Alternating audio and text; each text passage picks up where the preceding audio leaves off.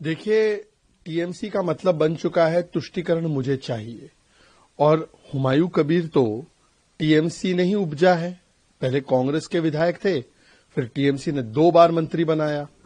तो ये हुमायूं हो या शाहजहां हो, ये सब एक ही फैक्ट्री से निकले हैं और वो है टीएमसी की फैक्ट्री से।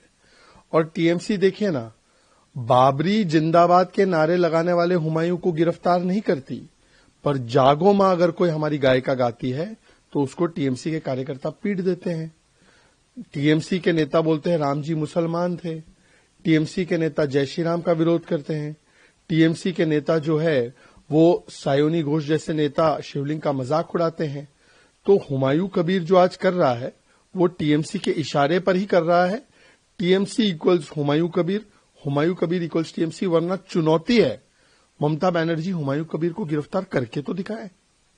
जो बात हुमायूं कबीर को टीएमसी ने सस्पेंड किया है, निकाला नहीं है, और उनका कहना है कि इससे खुद का है कि अधीर रंजन चौधरी को हराने के लिए उनका इस्तेमाल किया गया। क्या कहना है आपका?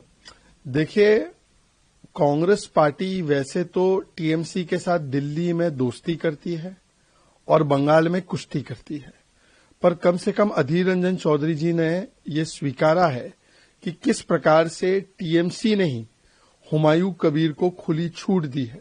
अगर ऐसा नहीं होता तो क्या हुमायूं कबीर को एक्सपेल नहीं किया जाता? उसको एक्सपेल नहीं किया, उन्होंने अपनी पार्टी बना दी नहीं। क्या हुमायूं कबीर को गिरफ्तार किया गया? उसको गिरफ्तार नहीं किया गया। जय श्री राम बोलने वाले लोगों को गिरफ्तार किया गया। बाबरी जिंदाबाद कहने वाले लोगों को बाहर रखने का काम अगर कोई कर रहा है तो ममता बनर्जी की सरकार कर रही है।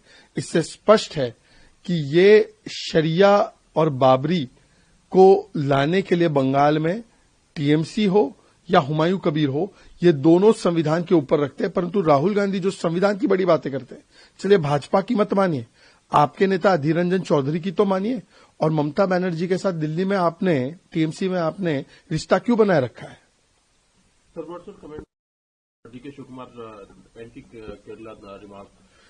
See, the battle between left and Congress, Pinarayi Vijayan and Karnataka Congress, has now escalated to such levels that DK Shiv is openly making anti-Kerala, anti-Malayali statements. He has said that we don't need Keralites. Is the Kerala Congress agreeing with this statement? And what about the people who are not from Kerala but from Congress party go and contest in Kerala, like Priyanka Vadra and Rahul Gandhi? So is Priyanka Vadra agreeing to this statement? This is the tukde mindset of Congress. Earlier, DK Shiv Kumar's brother DK Suresh said that North India and South India should be declared independent nations. So Congress wants to divide and rule. And the main issue is that Congress itself is using the bulldozer in Karnataka. It is justifying it. But in Uttar Pradesh, when bulldozer is used, they cry against it because it is used against mafia. And the India Alliance leaders are pointing out the hypocrisy of Congress. But on this statement against Kerala and Malayalis, Priyanka Vadra, Kerala Congress must open its mouth. Sir, Kerala Congress, A.K. Antony wrongly sang national anthem on its foundation day.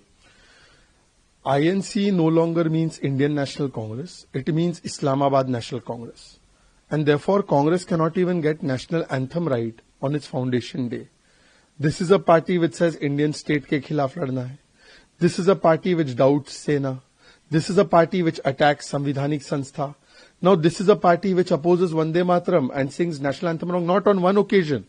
Occasion after occasion. In fact, in Rahul Gandhi's program, once they played Nepal national anthem instead of Indian national anthem. So, when you are having more Vishwas in Italy and Rome and less Vishwas in India, then you are bound to make such mistakes. You are Islamabad National Congress. You are not Indian National Congress. VK News, राष्ट्र के नाम।